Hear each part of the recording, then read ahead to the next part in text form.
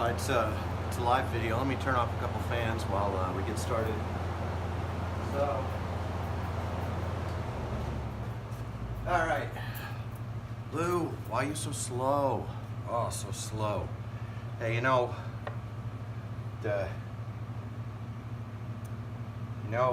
I got for how slow I am is I don't really have a defense. I have what they call in the ancient Greek an apologia. We get our word apology from it. Apologia doesn't mean an apology as in an expression of regret and contrition. Apologia is simply refers to the explanation of why something.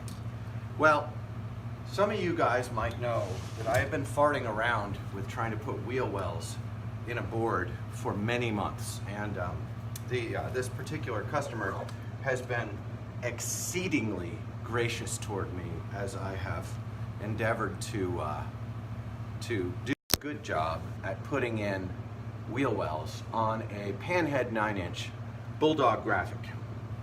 And I think that the biggest aspect of holdup on this has been that I want to do it right. And I think this is one of those cases where perfection is the enemy of accomplishment. And on this board, I'm going to tilt you guys down. I wish I could put you higher so you could see my face at the same time. But in this case, this board is a Panhead 9, and it needs wheel wells. So what I've done is I took a board that's going to have the same trucks and wheels on it, and I checked where its wheel bites are. And you know what? They're not perfectly consistent. They're not perfectly in the same place, and part of that is the variation in rates of concave that might be in the board, might make a difference. Part of it might be that one wheel was more coned than another by even a couple millimeters. Another might be that the trucks weren't consistently rattled true or tightened on crooked and you're just riding on a slide. This is all normal stuff, really normal, really typical. But I got basically a good line on where, here's my Pika Dry. I love this thing. It's an oil base as well as graphite, so it's oil and graphite together.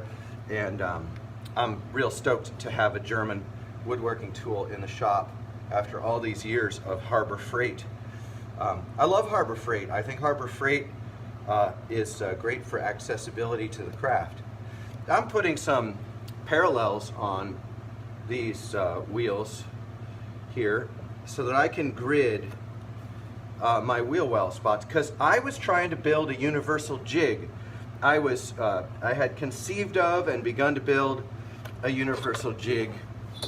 So what I've done is I've marked center to center, center to center board long on these. You can see there are some paint scuffs. There's some remnant paint on the table over there that this is all going to get sanded final. And then what I'm going to do is I'm going to attempt to graph out roughly an inch in to the trucks and get myself a point of reference roughly an inch in on the truck. So what I'm going to do is measure up an inch from the edge of the hole, and my kit's in the way there. So I'm going to measure up an inch from hole's edge. In fact, I'm going to measure up 5/8 of an inch, because the center of the hole brings me to, I'm going to measure, it's not an inch, it's I was kind of guessing. It is 1, 2, 3, 4. It's 5/8 of an inch, not an inch. And 5/8 is right there. And 5/8 is right here. Okay. And then back from the front, same deal. 5/8. Yep. Again, my eye line on these first goes at the mark were all consistent on. Yeah, they were all consistent just on the first blush with a 5/8. So you can look and see. There's the lighter mark is my mark. The darker mark on the line is the measured mark. Lighter mark, measured mark. This one here is a little off, lighter mark, measured mark. This one is quite far off. It's off by almost an eighth measured mark. So eyeballing it to get a feel for what it was is working. Gave me a good starting point. And then I'm simply going to parallel out. I'm making a lot of assumptions here. I'm making a lot of assumptions about whether the board is this, that, or the other thing in terms of it being flush and everything. But I'm now running, I was a little off on that one. Here we go, there it is. There's a lot of bow. Actually, that was less than a 1/16 of an inch difference right there, where I was a little off. And then this one, I mean, there's a lot of wonk and wobble in a skateboard make. And these are okay. Some optical illusion is at work, some of it reveals lopsidedness in the make. I think most factories just have, I don't know what they have in the factories, but here I've got my lines. Well, you know what, that's a pretty good line there, and that's a pretty good line there. What I'm gonna do is I'm gonna set a wheel well in the deck using, I don't even know if this will work. This is not a drill, it's a driver. Let's see if it spins. No, that's not a drill, it's a driver. I've got to get my drill. But I'm going to simply use a wheel, and I'm going to eyeball these in from the edge. Now, I do need to make another measurement, which is, once again, oh, I already did. Yeah, I already have that measurement set. This is the measurement of the point of wheel contact. And there's one right there. This is the predicted point of wheel contact based on the trucks and wheels of the customer. And this is the place where I either kind of succeed or fail in this. And this is the point at which I should have my deepest portion of the wheel well. Not the shallower portion, but the deepest portion of the wheel well should fall in this mark range.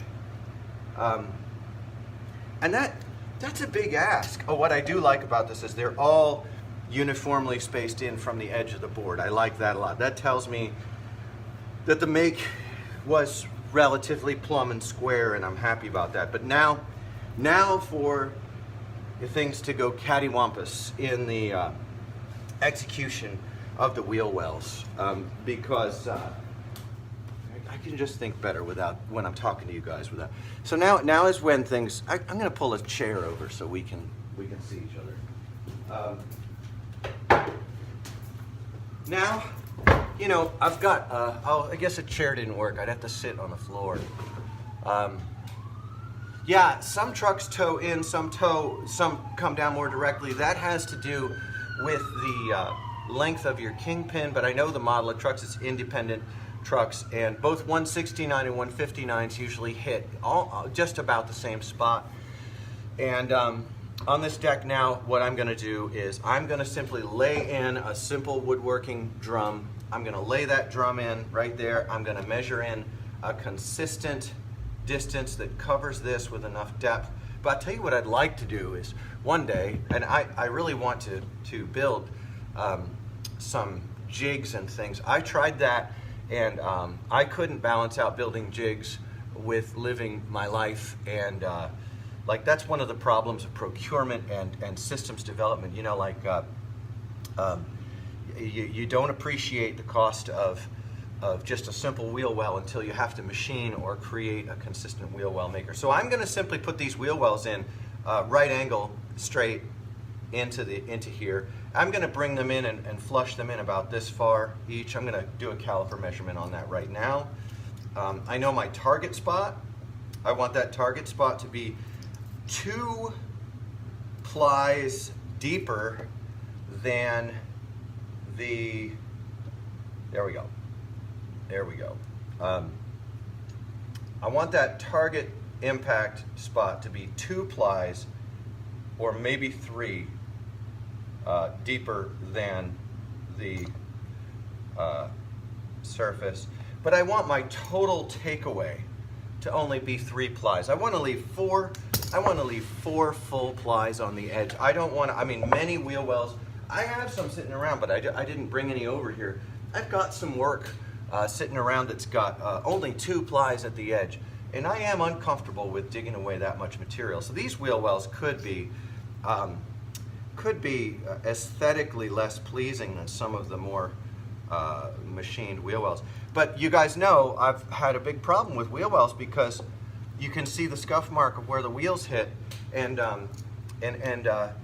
when the scuff mark of where the wheels hit isn't even in the depth of the wheel well. You're getting no benefit from all this takeaway from the strength of your board. So I'm going to dig these out now, and I'm going to finish this board, and I'm going to ship this board up to my friend in Connecticut with much respect, and for all the time that he's waited, he will get a discount coupon on his next deck from me. But I couldn't appreciate him more ordering this up and giving me the time to finally conclude that hand doing my wheel wells is the way that I do wheel wells.